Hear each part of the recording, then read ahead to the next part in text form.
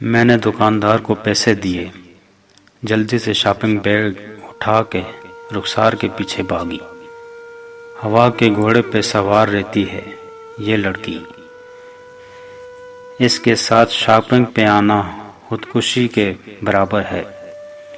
جب تک پوری مارکیٹ نہ پھر لے تب تک اسے چین نہیں آتا۔ مارکیٹ کی پہلی شاپ میں گھستی ہے اور آخری شاپ سے نکل کے گھر کا راستہ پکڑتی ہے۔ چل چل کے میرے تو پاؤں دکھ رہے تھے اور وہ ایک کے بعد ایک شاپنگ بیگ مجھے پکڑا کے آگے نکل جاتی ہے۔ میں تو خالہ کی وجہ سے آ گئی، میری تو توبہ ہے جو میں پھر کبھی آؤں۔ میں نے اندر غصے سے تلملاتی اسے کوستی جا رہی تھی اور وہ مجھ سے 10 قدم آگے چل رہی تھی۔ میں نے اسے کپڑے کی ایک دکان میں گھسیٹتے دیکھا۔ آہستہ آہستہ چلتی میں بھی اس دکان کے اندر آ گئی۔ بھیا، مجھے سفید رنگ میں کوئی سوٹ دکھائیں جس پہ کڑھائی ہو سکے۔ رخسار دکاندار سے مخاطب تھی اور میں جا کے اس کے پاس بیٹھ گئی۔ دکاندار نے وہاں کام کرنے والے ایک لڑکے کو آواز دی۔ تھوڑی دیر میں وہ مختلف اقسام کے سفید کپڑے کے کچھ تھان ہمارے سامنے رکھنے لگا۔ وہ کپڑے کی کوالٹی چیک کرنے لگی اور مجھ سے مشورہ کیا کہ کون سا لینا چاہیے۔ تھان اوپر نیچے کرتے اس کی نظر ایک سفید کٹے ہوئے پیس پر پڑی۔ اس نے جلدی سے وہ پیس ہاتھ میں لیا اور میری طرف اشارہ کر کے بولی، یہ دیکھو کیسا ہے؟ شاید پورا سوٹ ہی کٹا ہوا ہے۔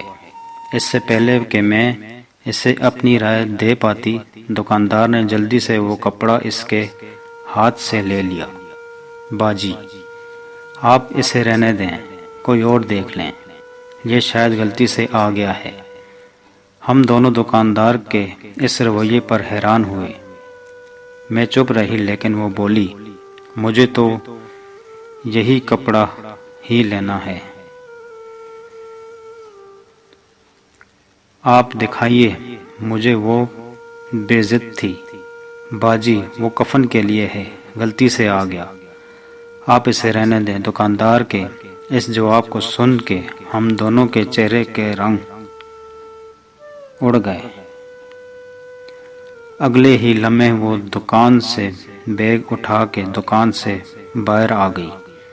میں نے آواز دی، ارے رکو، مجھے تو آنے دو۔ دکاندار بھی آوازیں دینے لگا، باجی بات تو سنیں۔ باجی، میں نے آج سے پہلے اسے اتنا پریشان کبھی نہیں دیکھا تھا۔ وہ بہت تیز چل رہی تھی۔ میں لگ بھگ بھاگتی ہوئی اس سے جا ملی۔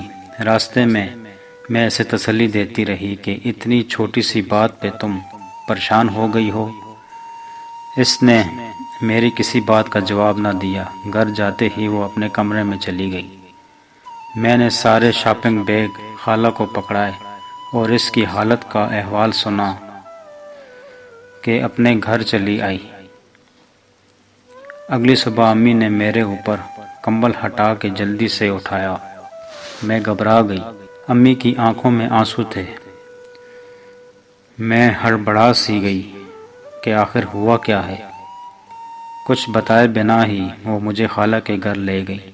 وہاں پہنچتے ہی میرے پاؤں تلے سے زمین سرک گئی۔ رخسار اب اس دنیا میں نہیں رہی۔ میں گھٹنوں کے بل اس کی لاش کے پاس بیٹھ گئی۔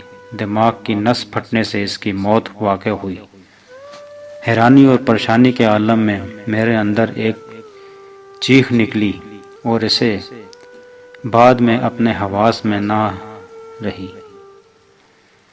جب ہوش آیا تو امی آخری دیدار کے لیے مجھے اس کے پاس لے گئی۔